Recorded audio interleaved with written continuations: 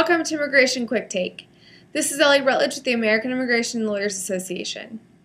36 Senate seats were up for grabs in yesterday's midterm elections, and of those 36, the Republican Party has won at least 12 of them, meaning the GOP will control both chambers of Congress in January.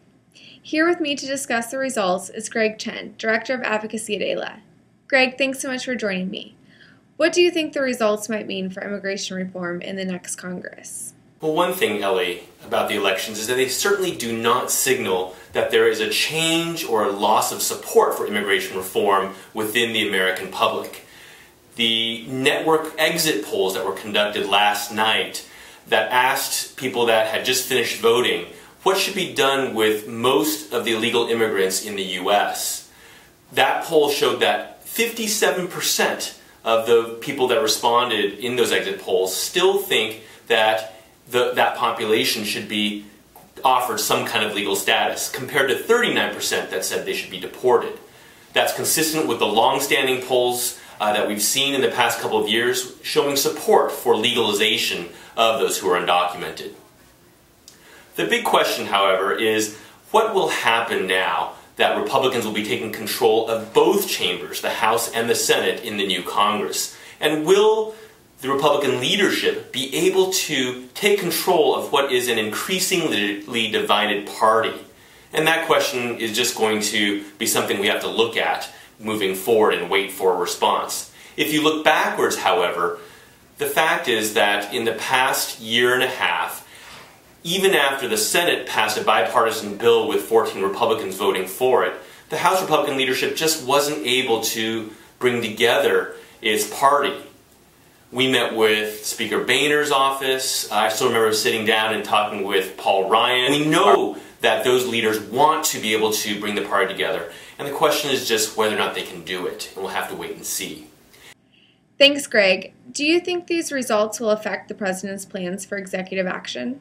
Well, Ellie, legislative reform is the ultimate solution. But in the meantime, President Obama must keep his promise to deliver on major reforms that he can make to the immigration system that are within his executive authority. If he doesn't take those kinds of steps that he had pledged to do in the past several months, families, businesses will all suffer.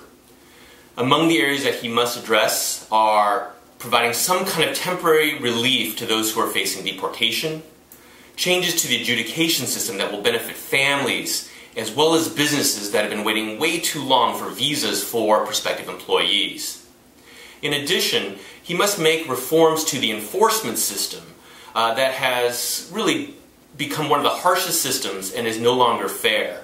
Look specifically at what has happened with the detentions and rapid deportations of children and mothers that are being held now in the hundreds along our southwest border in jail-like facilities. All those changes must be done, and if the President doesn't do it, it's really going to hurt not only families and businesses, but our economy and the country as a whole. What is AILA's strategy moving forward to work with the new Congress and effect change? We've been trying to push for both reform on the administrative level as well as with Congress. AILA members have done an incredible job meeting with members of Congress, with all the key leaders, to explain how businesses and families and people suffering and facing deportation are affected by the failings of the current immigration system and the process. We will continue to do that, and we will continue to meet with the new Congress as it comes in, and to continue to talk with this administration about what can be done in the short term. Those are going to be the most important things, and AILA will press on. We are not going to take a single day off to get the kinds of changes that we think are so important to make immigration work for our families, businesses, and for the country as a whole. Thanks, Greg, for joining me. For the rest of you, please stay tuned for more updates from the American Immigration Lawyers Association.